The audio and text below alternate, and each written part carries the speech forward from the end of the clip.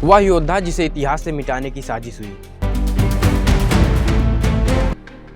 एक ऐसे योद्धा की कहानी जिसके शौर्य के सामने इतिहास भी शर्मिंदा है। गाथा एक ऐसे वीर की जिसने अपने शरीर के टुकड़े टुकड़े होते हुए देखे, लेकिन अपनी माटी से कभी गद्दारी नहीं। पर सवाल यह है कि जिस देश में अकबर को महान बताया जाता है, उस देश में संभाजी महाराज जैसे योद्धा को क्यों भुला दिया गया? ये महज एक संयोग नहीं है, बल्कि एक सुनियोजित साजिश है। जब आप अपने बच्चों की किताबें खोलेंगे तो आपको औरंगजेब के बारे में 2-3 पंक्तियां मिलेंगी कि औरंगजेब एक कट्टर शासक था, बस खत्म। उसकी क्रूरता, उसके अत्याचार, लाखों हिंदुओं का नरसंहार, मंदिरों का विध्वंस, काशी विश्वनाथ का तोड़ा जाना, मथुरा का केशव देव मंदिर, सोमनाथ, आखिर इन सब के बारे में हमें क्यों नहीं बताया जाता? हमारी किताबों में इन सब के बारे में क्यों नहीं लिखा गया? अरे नहीं, ये सब तो सांप्रदायिकता फैलाना है ना। इतिहास में ये सब लिखना तो समाज को बांटना होगा। लेकिन संभाजी महाराज को क्यों नहीं पढ़ाया गया? क्यों?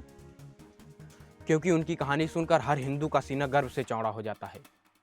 उनकी कहानी सुनकर युवाओं में राष्ट्रवाद जागृत हो जाता है। और ये कुछ लोगों को मंजूर नहीं था साहब। राजे छत्रपति शिवाजी महाराज के ज्येष्ठ पुत्र संभाजी महाराज थे। 9 साल की उम्र में अपनी मां को खो बैठे। 12 साल की उम्र में मुगलों ने उन्हें कैद कर लिया और औरंगजेब ने जब उन्हें अपने धर्म में धर्मांतरित करने की कोशिश की, तब उन्होंने कहा कि मैं अपनी मातृभूमि के लिए जीऊंगा और उसी के लिए मरूंगा साहब। 14 भाषाओं के ज्ञाता, संस्कृत, फारसी, अरबी के विद्वान, बुद्धभूषण और नायिका भेद जैसे ग्रंथों के रचयिता, लेकिन हमारी किताबों में बस अकबर के नवरत्न हैं। अकबर की धार्मिक सहिष्णुता है बस। संभाजी महाराज की विद्वता, उनकी रणनीति, उनका शासन कौशल, उसके बारे में क्या? अरे साहब, वो तो हिंदू राजा थे ना, उनको कौन पढ़ाएगा?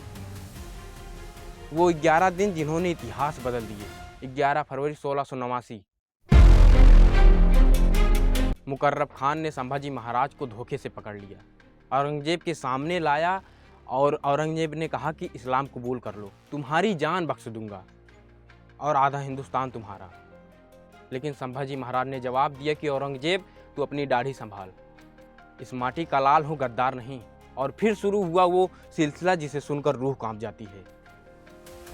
वो भयानक समय, वो 11 दिन का समय जिसमें पहले दिन उनकी आंखें फोड़ी गई, दूसरे दिन जीभ काटी गई, तीसरे दिन नाक कान काटे गए, चौथे दिन हाथ की उंगलियां काटी गई, 5वें दिन उनके पैर की उंगलियां काटी गई, 6वें दिन उनकी चमड़ी उधेड़ी गई, 7वें दिन उन्हें खौलते तेल में डाला गया, 8वें दिन शरीर के अंग अंग काटे जाने लगे।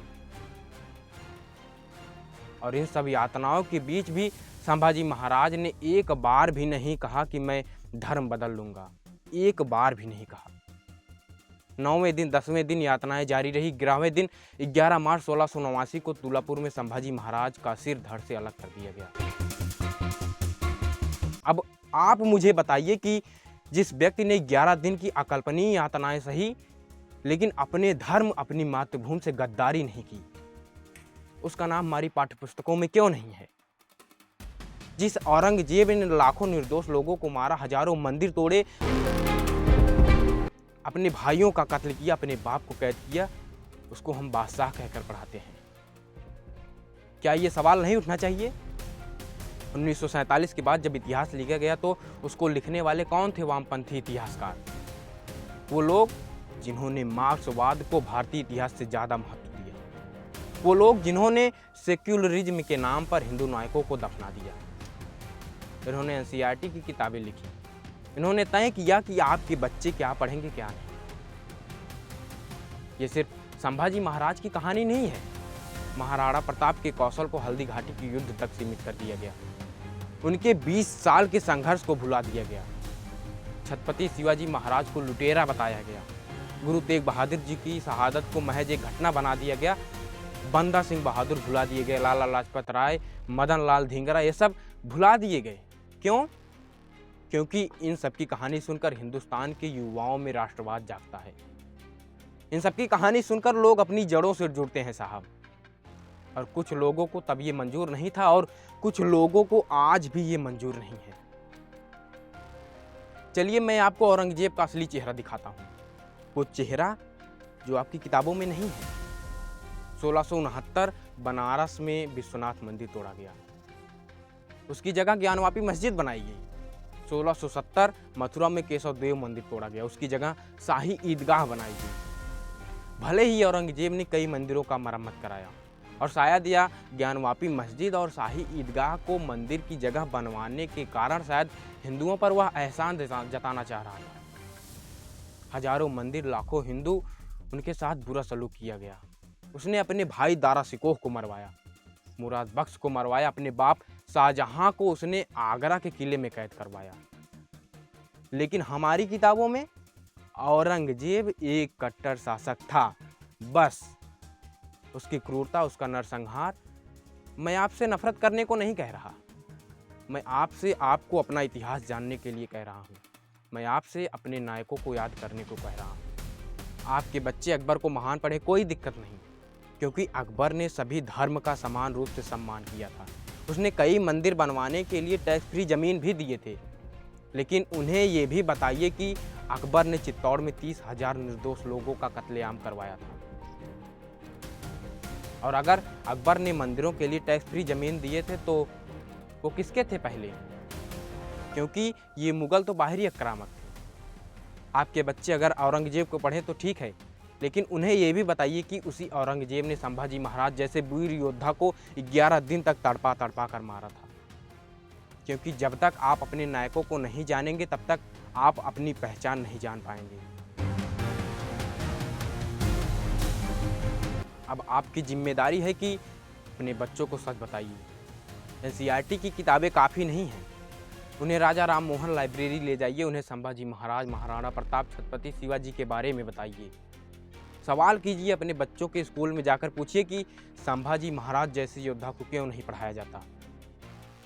आप स्वयं इतिहास को दोबारा लिखिए और नई पीढ़ी के हाथ में एक सच्चा इतिहास पहुंचाइए।